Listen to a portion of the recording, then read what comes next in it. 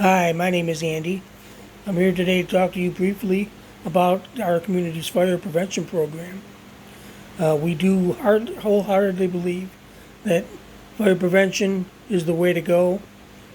Fire containment and putting a fire out is very important.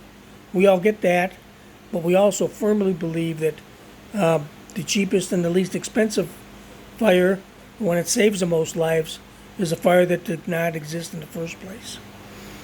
Our fire prevention program starts out with what we call and what's commonly termed the three E's: fire education, fire engineering, and fire enforcement. Our fire education starts at a very young age. We take our third graders and up, and we show them our fire safety house, where they can learn how to keep fires from happening, or what to do in the event of an emergency if a fire should start or should occur.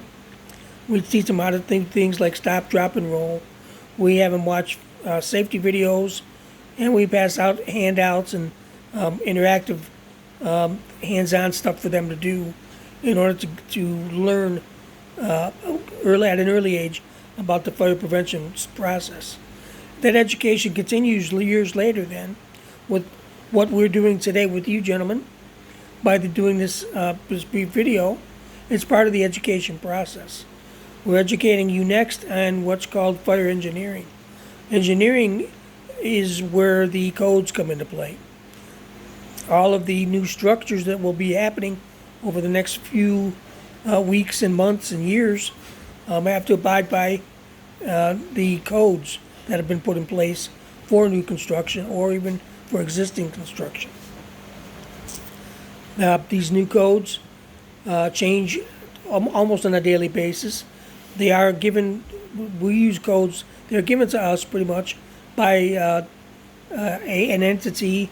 We don't make these codes ourselves, but what we do is we abide by the codes that we do choose to follow, and those are the codes at the federal level of BOCA, and then also Underwriters Laboratories and NFPA, to where those codes we feel are going to benefit our community the most.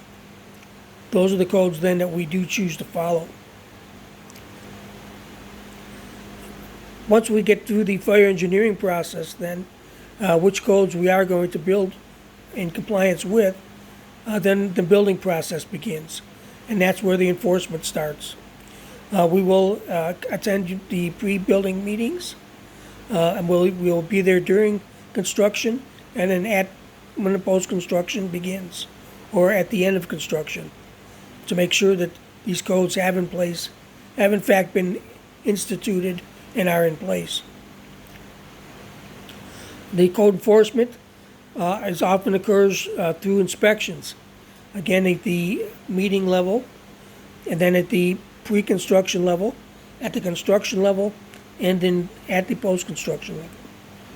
We utilize the community police department and the sheriff's office to enforce or hand down any fines that may be appropriate for non-compliance issues.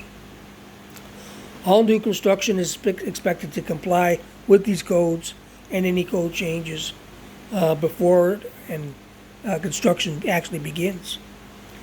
Existing businesses are also kept abreast of any code changes, and they do at that time have the right to refute any code change, or they can't, or any business owner, can file a grievance with the code process, and we can get that worked out in front of a panel and a nonpartisan panel that will make that determination of which code needs to be complied with and which one we can leave to the side. Cleveland codes, again, are predetermined both by City Council and by the local Fire Chiefs Association. All of our codes are developed in accordance with and by federal BOCA standards under the auspices of UL and NFPA. Any new codes are passed on again, to the new business owners and to the existing business owners as well.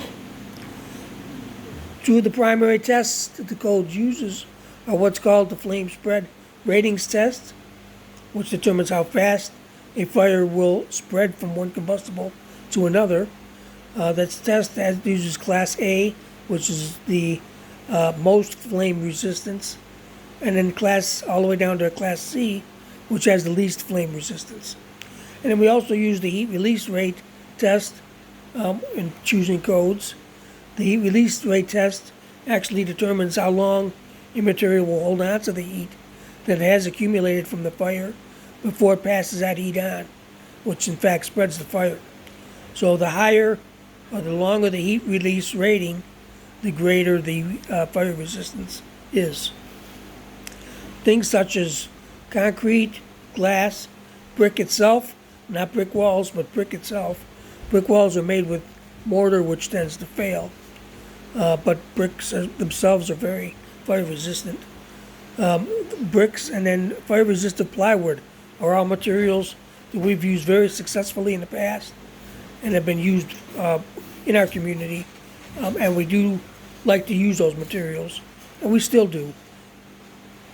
We like to see those materials used, as in fact they do give us the greatest life expectancy for our structures.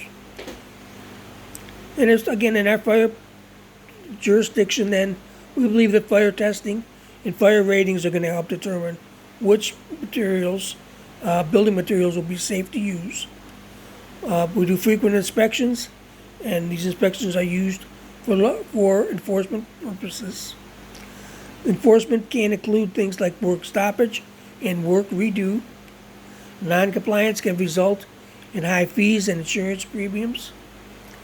City members will meet with any new business owner over any concerns about financial hardships in complying with these codes and regulations. And then this concern will be discussed and worked out so that work can resume just as soon as possible. Again, our intent here is not to keep out businesses, but it's to keep all businesses, even those who wish to move in, with us for a long, long time to come. Gentlemen, thank you for your interest, and we look forward to working with you in the weeks and months ahead. Thank you.